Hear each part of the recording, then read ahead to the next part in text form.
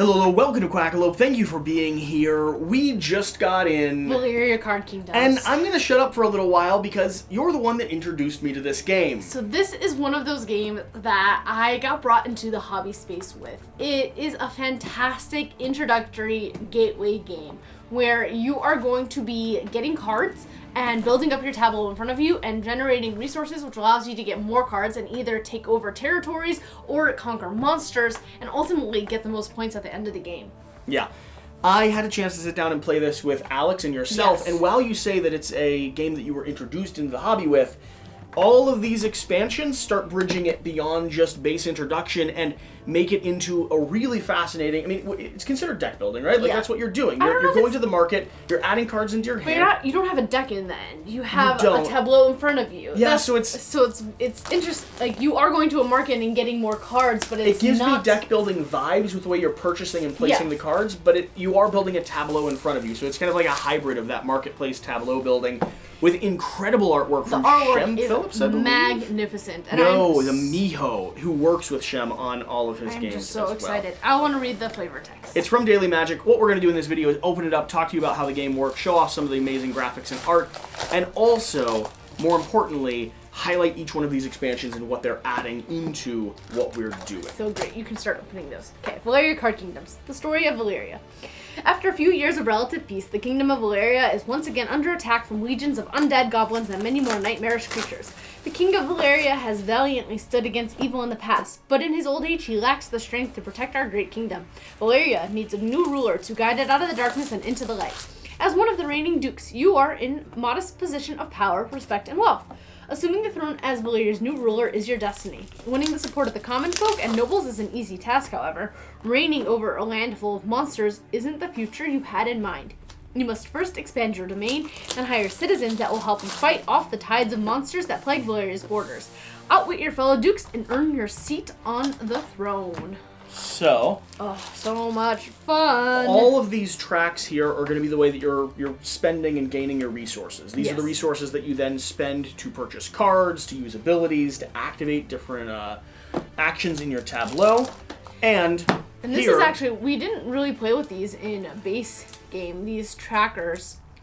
The game we played with you, I, and Alex had those trackers This involved. is 2nd edition. First edition, you just have a bunch of resources in front of you and 10-point, and trackers that make, So think, this is one of the 10s. differences with 2nd edition that improves it, I've heard quite a bit, is the fact that you have the actual trackers to spend your resources with instead of just sort of a generic I remember last time we resources. played, I just had a bunch of 10s, endless 10s on my tracks. You did. So with our starting characters, we're going to have a bunch of different dukes. Those are the dukes, and these tell you how you win points at the end of the game. At the end of the game, you'll score 1 point per this symbol you have on your board, Knights, 2 points for that symbol, winged, and 1 point for each paladins. 3 resource. The one that I find my favorite is this one that gets you 1 point for every 2 resources, which I always love. And that's the only one who does it, and he's so much my favorite. So in Simon the game, you're going to be upgrading different areas on your tableau. You're going to be purchasing cards to upgrade your village itself, to go to battles, to hire knights that you can send off on quests. And the different creatures that you're going to be fighting in the base game are going to be the goblins, all the way down to the Goblin King, the skeletons, all the way down to the Skeleton King, the Treant, all the way down to Bane Spider, to the Spider Queen, the Owl Bears, all the way down to... let's see. Owlbears goes to giants, goes to trolls, goes to dire bears, goes to orc warriors, goes to the orc chieftain. We have the gelatinous cube, which is a classic D&D creature. The basilisk, the swamp dragon, gargoyles. I love the artwork in this.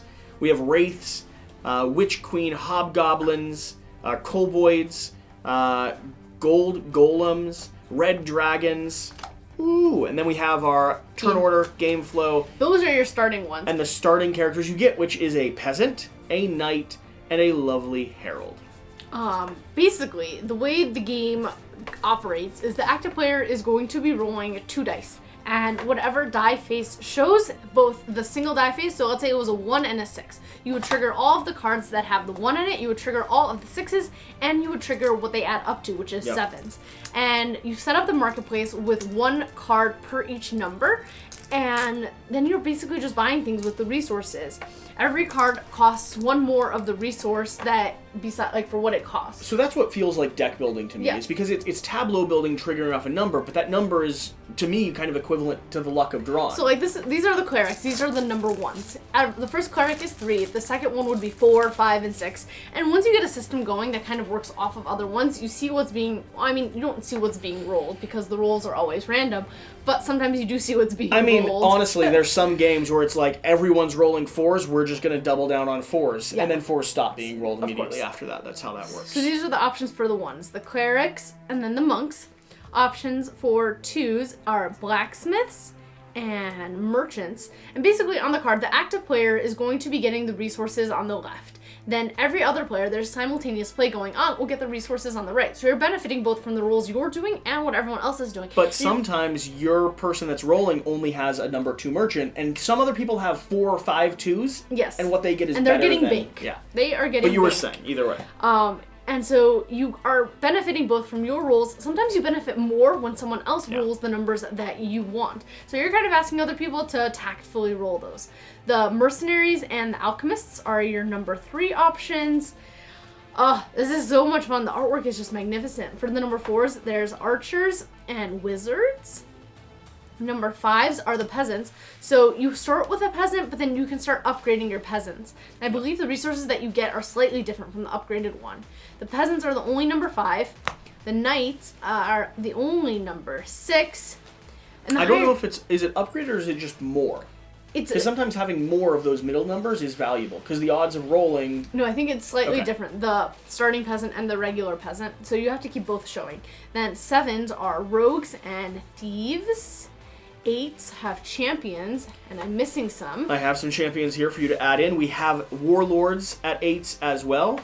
We have priestess at 9s and 10s, which these start becoming a lot of fun. Paladins at 9s and 10s, and that means when someone rolls a 9 or a 10... You get this. Now, of course, something like the Butcher, it's really hard to get an 11 or 12, because... It's either 2 6s or a 5 and a 6. Yeah, but when you do trigger it, these are super powerful. Yeah, especially when other people trigger it, you get 4 of the resource. This one, the Butcher allows you to get 2 coins for however many symbols you've got of that. So those are the people that you can actually draft into your kingdom in the base game. But now, here's where it starts getting even more interesting. You have locations, regions that you can actually go conquer as long as you have the appropriate symbols in your tableau. And what these end up doing is these end up giving you in-game, immediate, or lasting benefits throughout the course of play. And just for a moment, admire how insane the breadth of artwork you have in this game is. It's absolutely epic. Those are just organizers. I know, but I'm planning on organizing this. Yeah, but we're not organizing it right now. We will organize Calm your horses. These were what you went through, the monsters? Yeah, calm your horses. You can organize it off camera. She's like, this is no longer an unboxing video. I'm just going to spend the next 15 minutes making sure everything goes back the way it came. Exactly where I'd like it to. You have exhausted cards here. I don't know if I've played with exhausted cards. Not sure. Some of these are expansions that I have not played with. This might be, I think there's a cooperative mode in one of the expansions, and I think there's a solo mode. So there's a chance that things like the giant leech and the bat swarm are things that mix in with cooperative kind of face-off. And we have a few more dukes there. So, where were the dukes, I believe? We have a tiny little card pack here. Oh, more dukes! That came with the game. We have the Colosseum, the jousting fields, the Valmalante court, and the tower. And then we have, I believe these are He also gives you 2 per resource. I believe these are potentially the designers? Are they? Miko, Waybright? Yeah, Miko is the artist. Okay. Waybright and Drakenstrike. That'd be funny. I believe this is like an expansion pack that has either the publishers or the designers or something along those lines in it. There you are. Awesome. Here's your other cards. So, that's what came here in the base game. Let's start talking about the expansions that we have. Valeria Card Kingdom's Crimson Seas. Expansion, not a standalone game. Also, we got these fantastic maps which just organize it all. Okay. The story of Crimson Seas. The borders of Valeria expand to the Ocean of Nay, where monsters and islands await. The rich country of Erby offers rare goods. Ooh. Yes, we've played with this one before. Expansion board. That's where this is. Yeah. That's this. Offers rare goods to import Nay-Eri, a secretive island of magicians, have reached out to offer their powerful tomes. Exorates, the cursed island, has awoken after centuries of slumber and threatens to take Valeria's resources. Amaranth has broken its treaty and kidnapped several of Valeria's nobles. To prove you are the rightful new queen and king of Valeria, you must hire citizens who are at home on the high seas. Collect maps and sail to the islands in hopes of bringing peace once more to the kingdom of Valeria. So this is mixing in. You have new starters. We have new starters, new expansions, and new base cards. Look how pretty a sea drake is! Not so pretty when it has your mouth between its teeth. It's so pretty. So this is mixing in. Let's see here. Let's check the back of the box. Does it expand? The borders of Valeria expand to the Ocean of Nay, where monsters on the island await. Crimson Seas introduces new mechanics, tokens, and card types to Valeria for deeper strategies and variety. The expansion also brings a whole new set of citizens, monsters, and domains with a twist on fantasy pirates. Play it standalone using components from the base game or mix it in with a previous expansion. Look, so, Hydromancers. the cool thing here is this is a full set of base characters, creatures, starting cards, locations where you can fight. But along with that... Look at the little baby peasant. Look at the baby peasant. Baby peasant. Nice.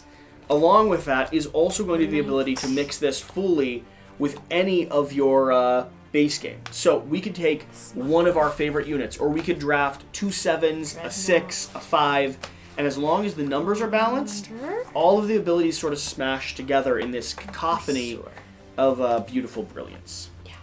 So, alright, swing this over, show off these cardboard pieces with more tokens. I'm assuming that some of these cards utilize these different treasure maps. Yeah. And we have, it looks like, a little set of Valeria heralds or units that you could use. So we have Miko the Just, Maclave the Moneylender, Slogan Salone Karhanga. These names are... You are butchering them. Thank you so much. But are these little people that we recruit? No, I believe these are more like end game points. Like starting people that are in our keep. Okay. These are giving you points. The purple is the point symbol. We have Valeria, Card Kingdoms, Flames, and Frosts. This is an expansion, not a standalone game, which we are aware of, and more things for you to look at. Of course. Okay. So organizers will leave in the box. Shira doesn't need to take a look at these. Very simple set of rules here, and let's see what this is introducing. The Kingdom of Valeria is expanding into the fiery peaks of volcanoes and the cold ridges of glacial mountains. This brings in a whole new set of citizens, monsters, domains, and dukes that you can play, replacing or mixing with components from the base game for an all-new experience. So, 48 new citizen cards, 30 monster cards, 20 monster cards, 14 dividers, 6 duke cards, 6 event cards, 5 reference cards, and 1 rules sheet. So, what this is doing is, again, it is farther expanding the experience of the game. So, different domains for us to go after. Yep. Love the artwork here. Yeah.